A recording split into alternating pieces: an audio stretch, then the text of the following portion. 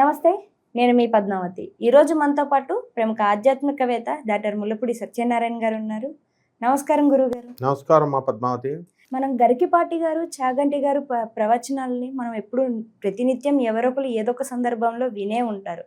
అయితే ఇదే సందర్భంలో మనకి కృష్ణుడు నెమలికను నెత్తి మీద ఎందుకు ధరించాడు అంటూ ఒక సబ్జెక్ట్ కూడా చెప్పడం గురించి మనం ఈ మధ్య కాలంలో అది ట్రోలింగ్ కూడా బాగా అయ్యింది.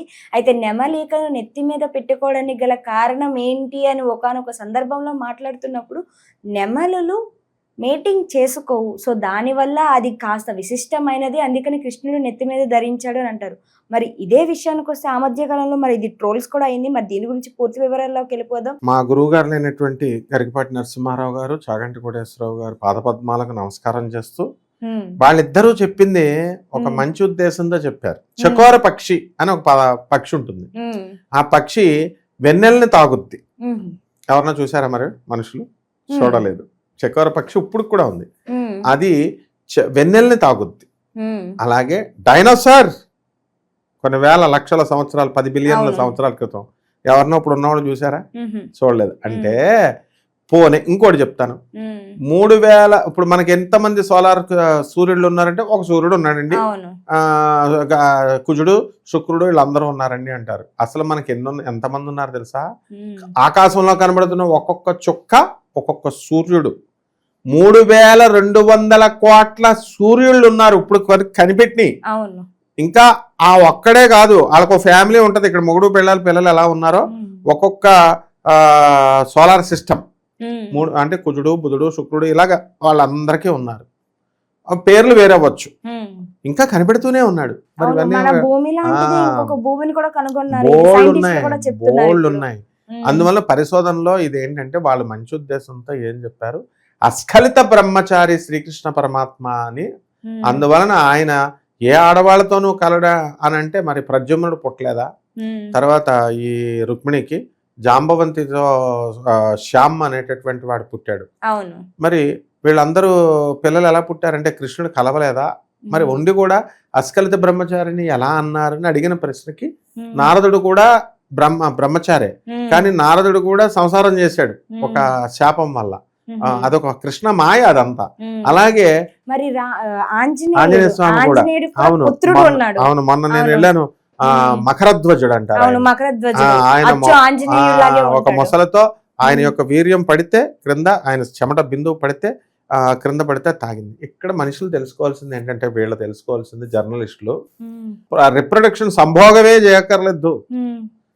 Asexual reproduction and sexual reproduction అని 2 ఉన్నాయి. ఇప్పుడు పుష్పాలు ఇవన్నీ ఉన్నాయి. ఆ పుష్పాలకి తుమ్మెదలను తీసుకెళ్లి ఎక్కడో ఉన్నటువంటి పుప్పొడి, ఆ పుప్పొడిని తీసుకొచ్చి ఇక్కడ పెడుతుంది. అందువలన ఎక్కడ లైంగికమైనటువంటి అవయవాల యొక్క కలయిక వల్ల ఆ పువ్వులేమి కాయలు అవ్వట్ల. అలాగే అర్థవాము నువ్వు తీసుకో, ఈ అర్థవాముని నువ్వు సగం కట్ చేసేయి, అదొక జీవి అయిపోద్ది, ఇదొక జీవి అయిపోద్ది, చావదది. 2 అటు తలకాయ ఇటు తోక 2 జీవులు అవుతాయి. ఇలాంటివన్నీ కూడా అసెక్షువల్ రిప్రొడక్షన్ ఎలాగైతే వింతలు ఉన్నాయో అలా మనకి భగవత్ సృష్టిలో పరమేశ్వరుడి యొక్క చెమట బిందు కింద పడి కుజుడు పుట్టాడు. పరమేశ్వరుడి యొక్క 2 కాళ్ళ నుంచి ఏం పుట్టాడు? ఈ యొక్క కాలభైరవుడు పుట్టాడు. ఆయన జుట్టు నుంచి వీరభద్రుడు పుట్టాడు. ఇవన్నీ ఎవరైనా చూసారా? లేదు. అంటే మనం మనిషి కాబట్టి మనిషి సంపర్కం చేస్తాడు కాబట్టి అలా యానిమల్స్ని మనం చూస్తున్నటువంటి దాన్ని బట్టి సంపర్కం చేస్తున్నారన్న ఉద్దేశంతో నేను కూడా మా గురువుగారులు చెప్పిన స్టోరీయే నేను చెప్తే పచ్చి బూతులు పెట్టాడు ఒక ఆయన. గురుగారు మీరంటే కొంచెం మాకు గౌరవం ఉంది, సైన్స్ ప్రకారం చెప్తారు కాబట్టి మరి మీ గురువుగారులు చెప్పారని వాళ్ళ మీద ప్రేమతో చెప్పకండి, మిమ్మల్ని కూడా మేము అది అసలే క్రిస్టియన్స్కి ఇలాంటి కథలు చెప్పడం వల్ల క్రిస్టియన్స్కి మిగతా మత వాళ్ళు ట్రోల్ చేస్తున్నారు, మీరు కూడా బాగుండదు అని అన్నారు. అప్పుడు అతను చెప్పిన తర్వాత అని నెమల్ని మేట్ చేసుకుంటున్నటువంటి ఫోటోలు పెట్టారు. నాకు గూగుల్లో దొరుకుతాయి, గూగుల్లో ఉన్నాయి. అయితే గురువుగారులో చెప్పినటువంటిది ఏంటి తెలుసా? ఆ పక్షులు కాదు, ఆ దివ్య పక్షు ఆ కాలంలో ఆ పక్షులు డైనోసార్ ఆ కాలంలో ఉంది, ఇప్పుడు లేదు. అలాగా ఆ కాలంలో నెమళ్ళు అనేటటువంటివి వేరు అని ఒక వాదన, అది వదిలేసేయండి. ఇప్పుడు నువ్వు చక్కగా ఆ వీడియోలు నాకు చూపించావు, ఆ మేటింగ్ చేసుకుంటున్నవి. గతంలో నువ్వు చక్కగా నువ్వు చదివినటువంటి పుస్తకంలో కూడా స్టోరీ కూడా చెప్పావు నాకు, రాముల వారి అవతారంలో ఈ నెమల స్టోరీ. అదే కరెక్ట్. అది ఎందువల్లంటే మనకు రామాయణాలు చాలా ఉన్నాయి. వాల్మీకి రామాయణం ఉంది, వశిష్ఠ రామాయణం ఉంది, మొల్ల రామాయణం, ఇలా రకరకాల ఒక్కొక్క ఋషి ఒక్కొక్క వందల రామాయణాలు రాశారు. అందులో ఒక కథ నువ్వు చెప్పింది కరెక్ట్. అదేమిటంటే మనకి శ్రీరామచంద్ర ప్రభువు లక్ష్మణుడు ఇద్దరు అడవుల పాలు అయిపోయారు. సీతాదేవిని రావణాసురుడు ఎత్తుకుపోయాడు. ఎత్తుకుపోతే సీతాదేవిని ఎత్తుక్కుంటూ పాపం రాముడు లక్ష్మణుడు అడవులమ్మట తిరుగుతున్నారు కదా, కిష్కిందకి ఇదంతా తిరుగుతున్నారు, అందరికీ తెలిసిందే. ఆ సమయంలో ఒక వీళ్ళకి దాహం వేస్తుంది. ఆ అడవిలో ఎక్కడ నది ఉంది, ఎక్కడ నీళ్లున్నాయి, సెలయేరు ఉన్నాయి, ఎలా తెలుస్తాయి వీళ్ళకి? తెలియదు కదా. చాలా దూరం, ఎండలు బాగా మండుతున్నాయి, ఏం చేయాలో తెలియలేదు. అప్పుడు అక్కడ ఉన్న ఎలాగైతే సీతాదేవిని ఎత్తుకెళ్ళిపోతున్నప్పుడు రాముడు ఎలాగైతే జటాయువుని అడిగాడో, సంపాతిని అడిగాడో ఉన్నాయా అని, ఎలాగైతే అవి చెప్పినాయో, అలాగే ప్రతి పక్షి ఆ చెట్టుని పుట్టను కూడా అడిగాడు రాముడు, సీత ఎక్కడ అని. రెస్పాన్స్ వచ్చింది. కొంతమంది దగ్గర నుంచి వస్తే గోదావరి అబద్ధం చెప్పింది. గోదావరి భయపడి రావణాసురుడికి భయపడి అమ్మవాడిని చంపేస్తాడేమో అని నేను చూడలేదని చెప్పేసింది. అందువల్లనే గోదావరిని పవిత్ర నదుల్లో వెనక్కి తోసేశారు. యమున పక్కనే 5 కిలోమీటర్ల కూడా దూరం లేనటువంటి కంసుడు ఉన్నాడు మధురాలో.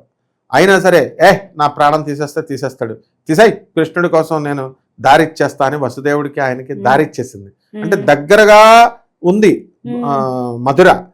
యమునా నదిని చంపేస్తాడేమో రావణాసురుడు అని భయం కూడా లేకుండా ప్రాణత్యాగం చేసింది కాబట్టి యమునని పవిత్ర నదుల్లో ముందు పెట్టారు, గంగా యమున అని. మరి గోదావరి ఎక్కడో, లంక ఎక్కడో ఉంది, రావణాసురుడు రావడానికి చాలా టైం ఉంది. అయినా సరే గోదావరి భయపడి రావణాసురుడికి రాముడికి సహకరించలేదు. అలా కొన్ని చెట్లు పుట్టలు సహకరించలేదు. ఒక నెమలి మాత్రం ఇప్పుడు నువ్వు చెప్పిన స్టోరీలో అది సహకరించింది. ఆ నెమలి ఏం చేస్తుంది, రామా నేను చూపిస్తాను, మీరు తిరగలేరు ఈ అడవిలో, రాముడు లక్ష్మణుడు మీరు తిరుగుతుంటే నాకు చాలా బాధగా ఉంది, నేను ఈ అడవిలోనే బ్రతుకుతాను కాబట్టి నాకు ఈ అడవిలో ఎక్కడ సెలయేరు ఉంది, ఎక్కడ నదులు ఉన్నాయన్నది ఈజీగా నాకు తెలుసు, కాబట్టి నేను స్పీడ్గా వెళ్ళిపోతాను ఎగురుకుంటూ, మీరు నడుచుకుంటూ రావాలి, కాబట్టి మీరు అడవిలో దట్టమైన కేకారణ్యం కాబట్టి మారిపోయే అవకాశాలు ఉన్నాయి, కాబట్టి చిహ్నంగా గుర్తులుగా నేను నా ఒక్కొక్క ఏకని వేసుకుంటూ వెళ్ళిపోతాను రామా అని అంటుంది. అంటే రాముల వారు ఏం చేస్తారు, సరే అంటారు.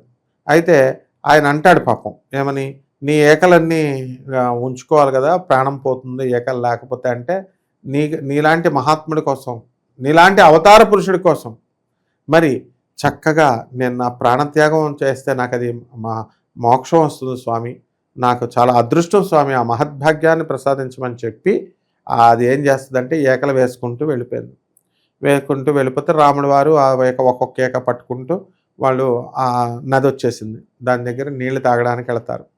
కొన ఊపిరితో అక్కడ ఆ యొక్క నెమలి పడుంది. ఎంత పని చేసావు, నేను చెప్పాను ముందు నీకు ప్రాణం పోద్ది మేము కూడా అని, అంటే నీకోసం ప్రాణం త్యాగం చేయడమే ఒక వరం స్వామి, బతికొండడం ఎందుకు, ఈ చావు బతుకు, ఈ యొక్క బ్రతుకులు భగవంతుడికి ఉపయోగపడిన వాడు ఎందుకమ్మా, పేదవాళ్ళకు ఉపయోగపడిన వాడు. ఏమన్నాడు, శ్రీనాథు నర్చించు కరములు, ఆయన చేతులు, శ్రీనాథుడిని పూజ చేయని చేతులు వేస్ట్. శ్రీనాథు కీర్తించు జిహ్వ, శ్రీనాథు దర్శించు నయనములు. శ్రీనాథుడిని, ఆ కృష్ణుడిని చూసేటటువంటి కళ్ళు, ఆ కృష్ణుడిని చూడనటువంటి కళ్ళు వేస్ట్ ఉన్నాం మనం గుడ్డోళం కింద లెక్క. శ్రీనాథుడికి కృష్ణుడికి సేవ చేయని చేతులు ఉన్నా వేస్ట్, శ్రీనాథుడిని కీర్తించనటువంటి ఈ యొక్క నాలిక ఉన్నా వేస్ట్ స్వామి. అందువలన నాకు మహద్భాగ్యం స్వామి అంటే అప్పుడు రాముడు, అమ్మ నువ్వు చేసినటువంటి త్యాగానికి నేను తరతరాలు ఈ నెమల్ని గుర్తుంచుకునేలాగా, నీ త్యాగం గుర్తుంచుకునేలాగా నేను నీకు వరమిస్తున్నాను అని, నేను దాన్ని శిరస్సు మీద ధరిస్తాను కృష్ణావతారంలో అని చెప్పేసి ఆ శ్రీకృష్ణ పరమాత్మ తన యొక్క ఆ నెమలి పెంచని శిరస్సు మీద ధరిస్తాడు. ఇది అసలు కథ. అప్పుడు దానికి మోక్షం ఇచ్చాడు. అండ్ సూర్యుడు చంద్రుడు యుగ యుగాలు మనువులు ఉన్నంతకాలం ఆ శ్రీకృష్ణ సార్వభౌముడు పరమాత్మ పుడుతూనే ఉంటాడు, నెమలి పెంచను ధరిస్తూనే ఉంటాడు. కాకపోతే మా గురువుగారులు ఒక మంచి ఉద్దేశంతో కథలు చెప్పేటప్పుడు ఒక చక్కటి పోలికలతో చెప్తారు, కవులు కాబట్టి, రసహృదయులు కాబట్టి, అది అర్థం చేసుకోవాలమ్మా మనం. అంతేగాని వాళ్ళకి తెలియక కాదు. ఆ మేటింగ్ అనేటువంటిది అప్పుడు ఆ పక్షులు ఉండేవి, ఆ ఎలాగైతే డైనోసార్ ఇప్పుడు లేదో ఆ కలియుగంలో ఉండేటటువంటి ఆ పక్షులు మేటింగ్ చేసుకునేవి కాదు నెమలు. ఇది మనము మామూలు దూరదృష్టితో చూడాలి తప్ప మామూలు సైట్తో చూడకూడదు. ఇప్పుడు దేవుడు అనేవాడు ఉన్నాడని మనం కళ్ళతో చూడగలుగుతామని చూడలేం కదా, కొంచెం 1 కిలోమీటర్ దూరమే చూడగలుగుతాం. చెవులు ఉన్నాయని చెప్పేసి మనం ఒక రూమ్ వరకే వింటాం, దూరం వినం. అలా మనము మన కళ్ళతో కనబడేవే చూస్తాం. 3200 కోట్ల సూర్య కుటుంబాలను ఊహ కూడా మనం అందుకోలేం. అంటే ఊహాతీతుడు భగవంతుడు. కాబట్టి ఊహకి లాజికల్గా, రేషనల్గా ఇలా ప్రతిదానికి సైన్స్ చూపించాలి, ప్రతిదానికి రుజువు చూపించాలంటే సైన్స్ అంటే ఏంటి? దేవుడు సృష్టించినటువంటి సృష్టిలో ఇవి ఉన్నాయని తెలుసుకునే ప్రక్రియనే సైన్స్. అంతేగాని సైన్స్ దేవుడిని ప్రూవ్ చేయలేదు. ఇప్పుడు సూర్యుడు ఉన్నాడు, చంద్రుడు ఉన్నాడు అని దేవుడు సృష్టించేశాడు. అది ఉన్నాయని తెలుసుకోవడం వరకే. అందుకని సైంటిస్టులకి ఏం 2 కొమ్ములు ఉండవు. దేవుడు అనేటటువంటి వాడు సృష్టిని మనం కనుక్కుంటాం. ఇదే ఫిజిస్ట్ ఆర్థర్ ఎడింగ్టన్ చెప్తాడు. ఆర్థర్ ఎడింగ్టన్ ఏమని చెప్పాడు? ఈ సృష్టిని అంతటినీ కూడా వీళ్ళకంటే గొప్పవాళ్ళ ఈ జర్నలిస్టులు, వీళ్ళను ఇప్పుడు ఈ ప్రజలు కామెంట్ చేసేవాళ్ళు తెలుసుకోవాలి. వాళ్ళు ఆర్థర్ ఎడింగ్టన్ ఫిజిస్ట్ ఏం చెప్తాడు? ఈ ప్రపంచాన్ని మొత్తం ఒక శక్తి నడిపిస్తుంది అని. ఆ శక్తిని నేను చూశాను అని అనలా, శక్తిని తెలుసుకున్నాను అని అనలా, శక్తి నడిపిస్తుందన్న విషయాన్ని నేను తెలుసుకున్నాను. నేను ఇన్ని సంవత్సరాల రీసెర్చ్ చేసి అన్ని భౌతిక శాస్త్రం సైంటిస్ట్ ఆయనే చెప్పాడు. వీళ్ళంతమ్మా. నిజంగా గురువుగారు చాలా చక్కగా వివరించారు ఈ కథకి అసలు ఏంటి, ఎందుకని కృష్ణుడు ధరిస్తాడని అనేదానికి. గురుగారు, నా దగ్గర ఇంకొక సందేహం కూడా ఉందండి. మనకి నెమలీకలు మనం కృష్ణ దేవాలయంకి వెళ్ళినప్పుడు మనం కొంటూ ఉంటాం, మనకు అక్కడ దొరుకుతాయి, అక్కడ అమ్ముతారు. కాబట్టి ప్రతి ఒక్కరు అది చూడడానికి చాలా ఆహ్లాదకరంగాను కాస్త మనసుకు ఆనందాన్ని కలిగిస్తుంది. కాబట్టి ప్రతి ఒక్కరు దాన్ని కొనుక్కుంటారు. అయితే దాన్ని తెచ్చుకొని ఇంట్లో పెట్టుకోకూడదు అని అనేసి కొంతమంది అంటుంటారు. కానీ ఇది పెట్టుకోవచ్చు అంటారా, లేకుంటే పెట్టుకోకూడదు అంటారా? ఎవడి వాడు, ఎక్కడి వాడు, ఎవడు వాడు చెప్పిన వాడు. అది పరమ పవిత్రమైనటువంటి నెమలి పించ. చిన్నప్పుడు చిన్న పిల్లలు కూడా స్కూల్లో వాళ్ళు మనందరం కూడా నెమలి పెట్టి పిల్లలు పెడతదని ఉండేవాళ్ళం. ఏది నిజంగానే పెడతదేమో అని నేను ఆ పుస్తకాల్లో పెట్టి 2-3 పెడతాయేమో అయ్యిందేమో అనుకునేవాడిని. అంత అనుబంధం అన్నమాట మనకి నెమలితో. కాబట్టి నెమలి పించ అనేటటువంటిది ఎలా అంటే అమ్మా, అది శ్రీకృష్ణుడు అడవిలో పెరుగుతుంది. అది ప్రకృతిలో అత్యంత సుందరమైనటువంటిది పక్షి ఏదైనా ఉందంటే అది నెమలి. రెండవది, ఈ యొక్క మన్మధుడు యొక్క కామాన్ని ఎందుకని మా గురువు గారుల వాళ్ళు కూడా చెప్పారు, ఇదొక కారణం. మన్మధుడి బాణాన్ని నియంత్రించగలిగేటటువంటి ఈ యంత్రము, ఆ తంత్రము, ఆ వాహనము నెమలనమాట. అందువల్లనే కుమారస్వామి ఆ కుమార యంత్రంతో పగలగొడతాడు మన్మధుడు ఏమవుతాడంటే ఒక రాక్షసుడిగా పుడతాడు. తర్వాత మన్మధుడు రాక్షసుడిగా పుట్టి కామాస్త్రాన్ని వేస్తాడు. ఆ కామాస్త్రాన్ని వేస్తే సుబ్రహ్మణ్యేశ్వర స్వామిని ప్రయోగించి వినాయకుడు ఆ చుట్టూ ఉన్నటువంటి ఆరాన్ని బద్దలగొట్టి లోనకెళ్తాడు. ఎవరు? వినాయకుడు. కుమారస్వామి వెళ్ళి ఆ మన్మధుడు ఏం చేస్తాడు? జగన్మోహిని ఎవరు ఆ కామాస్త్రం ఎక్కడి నుంచి పుట్టాడు? పరమేశ్వరుడును జగన్మోహిని ఇద్దరు కలిస్తే మనకి అయ్యప్ప పుట్టాడు అన్నాం కదా. ఆ జగన్మోహినికి పుట్టినటువంటి వాడు ఈ కామాధిపతి. అందుకని వాడిని ఏం చేస్తాడంటే వినాయకుడు తన బుద్ధి కుశలతో ఈ యొక్క మౌర్యాస్త్రాన్ని, అంటే మోర్ అంటాం కదా, ఈ కుమారాస్త్రాన్ని వేసి నెమలి పెంచతో పగలగొడతాడు. అందువల్ల నెమలి పెంచ అనేటటువంటిది పరమ పవిత్రమైనది. అది అడవుల్లో చాలా ప్రశాంతతను ఇస్తుంది అనమాట. అడవుల్లో ఆ యొక్క శ్రీకృష్ణ పరమేశ్వరుడు ఆవుల్ని పెంచుతాడు, ఆవుల్ని నెమలతో తిరుగుతాడు అని మనం తెలుసు. మానసిక ప్రశాంతత వస్తుంది. ఆ ప్రశాంతతను మన మైండ్ సెట్కి తెచ్చేటటువంటి ఇది అంటే పాజిటివ్ వైబ్స్ని తీసుకొస్తుంది, మన నెగిటివ్ ఆరాను పోగొడుతుంది. అందువలన ఎట్టి పరిస్థితుల్లో ఈ నెమలి పింఛని ఇంట్లో పెట్టుకోవచ్చమ్మా. అంతేకాదు నెమలి పింఛలతో స్వామివారికి సేవ చేసుకోవచ్చు. ఎక్కడైతే నెమలి పింఛలు ఉంటాయో కామం తక్కువగా ఉంటుంది, అక్రమ సంబంధాలు తగ్గుతాయి. తర్వాత ఈ యొక్క స్వామివారి యొక్క కృపా కటాక్షంతో కామం కూడా ఎక్కువ చేయకూడదమ్మా. ఎక్కువ చేస్తే ఆమె సొంత భార్య అయినా కూడా విచిత్ర వీరుడికి టీవీ వచ్చి చచ్చిపోయాడు. ఎవరో భీష్ముడు తమ్ముడైనటువంటి విచిత్ర వీరుడు అంబిక అంబాలికలో అంబికని అంబాలికతో ఎక్కువ కాలం అతను అలా సంగమం చేయడం వల్ల టీబీ వచ్చి చచ్చిపోయాడు. అదో క్షయ వ్యాధి. అందువల్లనే మనం ఎప్పుడు కూడా కామం ఎంతవరకు అంటే ఒక బిడ్డ పుట్టేంత వరకు మాత్రము ఉండాలట. ఆ తర్వాత అన్నా చెల్లెల్లా బ్రతకమని శాస్త్రం చెప్తోంది. అందువల్లనే రామకృష్ణ పరమహంస శారదమ్మని పెళ్లి చేసుకుని పరమ పవిత్రంగా చూసుకున్నాడు. అందువల్లనే గృహస్థాశ్రమం అనేది తర్వాత వానప్రస్థాశ్రమము, తర్వాత సన్యాసాశ్రమం అనేటటువంటివి వచ్చినాయి. అందువలన ఇవంతా కామాన్ని ఎప్పుడు నియంత్రించుకోవాలి. కామానికి అంతు ఉండదు. అది వార్ధక్యమైనా ఎప్పుడైనా దాన్ని మళ్ళీ కంటిన్యూటీ అయిపోతుంది. ఈ జన్మలో కామాన్ని కంట్రోల్ చేసుకోలేకపోతే అందువల్లనే ఇంద్రజిత్ అన్నారు. ఇంద్రియాలను జయించుకోవాలి మనం, మనంతకు మనం. అదే ఇంద్రుడు అంటే అర్థం ఏంటి? ఇంద్రియాలకు అధిపతి ఆయన. మనల్ని మనం కంట్రోల్లో పెట్టుకోవాలి. కానీ రామాయణ ప్రకారం ఇంద్రజిత్ అని పేరు రావడానికి గల కారణం ఇంద్రుడిని ఇంద్రదేవుని జయించాడు జయించిన అంటే అర్థం వాడిగా. ఏమిటి? అంతకు ముందు ఇంద్రజిత్ వరకు కూడా- క్యారెక్టర్ ఉన్న ఫెలో, రావణాసురుడు క్యారెక్టర్లెస్ ఫెలో. సీతాదేవిని తల్లిలా చూశాడు ఇంద్రజిత్.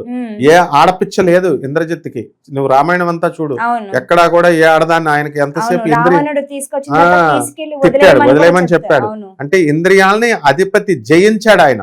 ఇంద్రజిత్ అన్నారు అందుకు, అంతేగాని ఇంద్రుడిని ఓడించాడని కాదు. ఇంద్రుడు అంటే ఎక్కడో ఉండడు. మన అవయవాల కామాన్ని మనమే కంట్రోల్ చేసుకోవాలా. చుట్టూ ఆడపిల్లలు కనబడతారు, క్లాస్లో ఫ్రెండ్స్ ఉంటారు ఆడపిల్లలు.